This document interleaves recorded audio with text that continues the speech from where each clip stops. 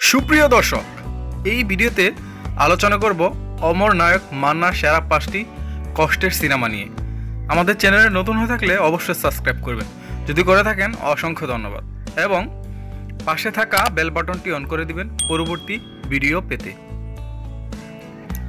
Number 5,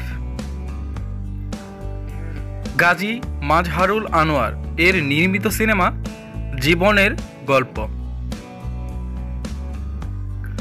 অভিনয়ে মান্না, মৌসুমী, শাবনূর, শাহরিয়ার নাজিম জয়, আলমগীর, কবরী, শিবা শানু ও বাবর।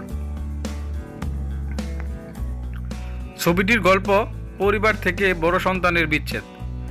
জীবনের গল্প সিনেমাটি মুক্তি পেয়েছে 12 মে 2006 সালে। নাম্বার 4, বিখ্যাত সিনেমা নির্মাতা কাজী হায়াৎ এর সিনেমা কষ্ট। অভিনয়ে মৌসুমী, মান্না, শাকিল খান, কাজী হায়াৎ, দুলারি, মিজু আহমেদ, জেকি আলমগীর, কালা আজিজ ও মনোয়ার হোসেন ডিপজল। সিনেমাটির গল্প অসহায় এতিম সন্তানকে ঘিরে। সিনেমাটি মুক্তি পেয়েছে 17 মার্চ 2000 সালে। নাম্বার 3,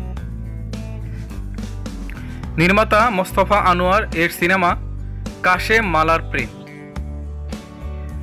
অভিনয়ে মান্না, চম্পা, আনোয়ার হোসেন, দিলদার, প্রবীর মিত্র ও নাসির খান।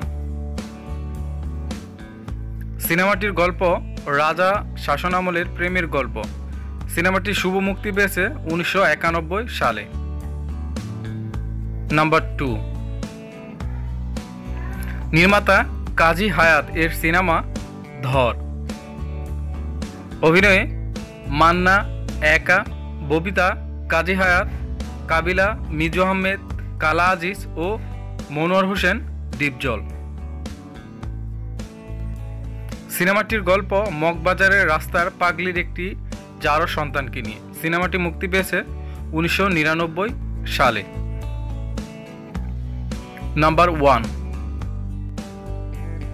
নির্মাতা কাজী হায়াৎ এর পরিচালনায় নির্মিত ছবি আম্মা জান।